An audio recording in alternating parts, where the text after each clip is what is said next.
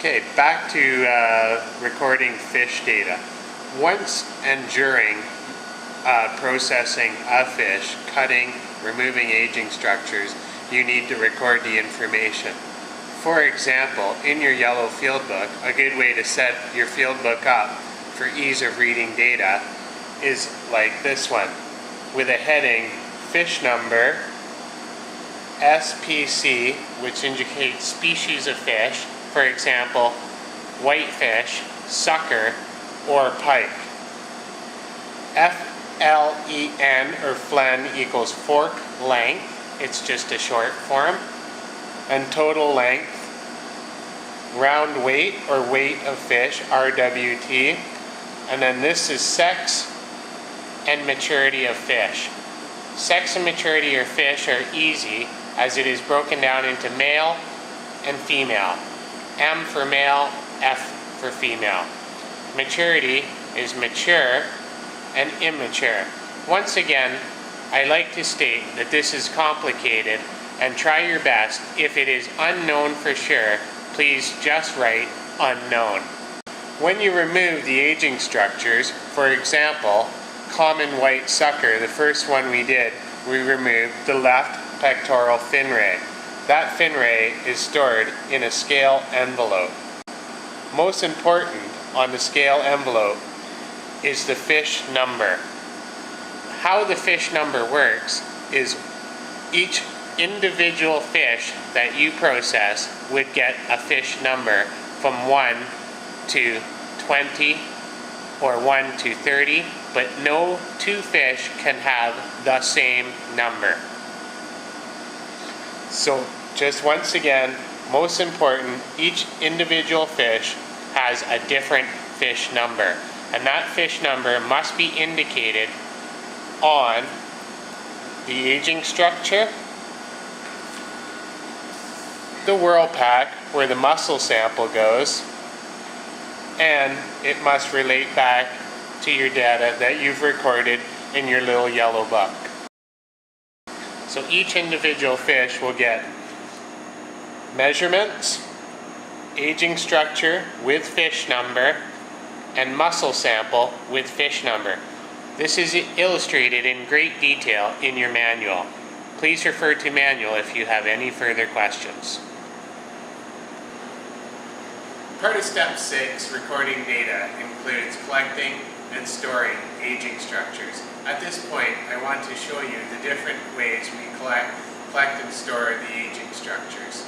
And these aging structures, once stored, will then be shipped down to Sudbury.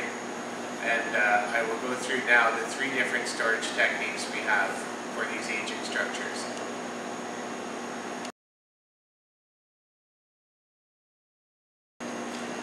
Storage of aging structures. From the common white sucker, we removed a left pectoral fin rays. Those will be stored in these scale brown envelopes that I have provided you.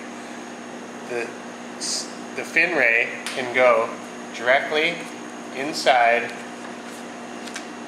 the envelope. The envelope is then folded over and pressed shut.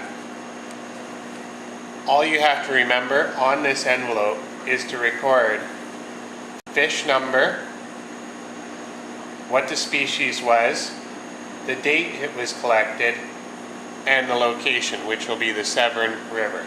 The next aging structure that we removed was the otoliths. For our purposes, it would be otoliths from lake whitefish.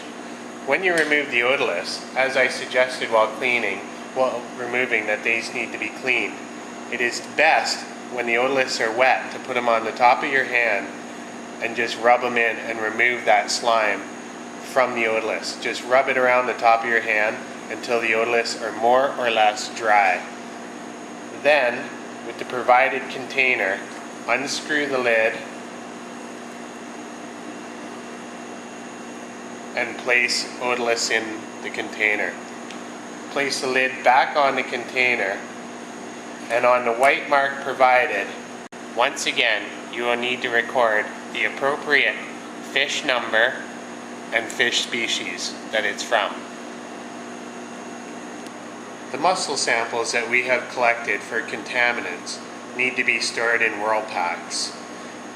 These are the Whirlpacks I have sent you, and they need to be recorded with Severn River name, once again your fish number or F number, and the species that it came from. It is very important that the fish number on this bag relates to the fish number that you have recorded information with fork length and total length and weight in your little yellow book. Once that is on there, please use the black permanent marker I have provided you in the kit. This permanent marker will be very good and won't wear off. Here's a completed sample with the flesh sample in. Please note that all air is removed from the bag and the top is rolled down and the little yellow tabs are folded over. And you can see the recorded information on the bag in black marker. When processing the northern pike, you will have the additional clythrum. The best way to deal with the clythrum in terms of storage would be to put them in the Whirlpack with the mussel sample already in there.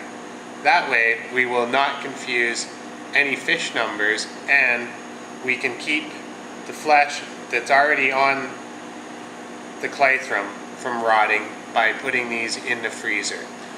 I will pick these up and put them in to show you how we would like them stored. With the mussel sample already in the bag, gently insert the clythrum down to the bottom of the bag. There's one, and the second one. At this point, remove most of the air from the bag and roll the top down. The yellow fasteners can then be bent over to keep the bag sealed. This bag then needs to go directly and immediately into a freezer, therefore not to spoil the flesh from the fish. And this concludes our processing video on processing northern pike, common white sucker, and walleye, which can be used as lake whitefish in terms of removing otoliths. Don't hesitate to call or email Bill or myself with the information provided in the manual if you have any further questions, and we'd like to thank you for helping us out.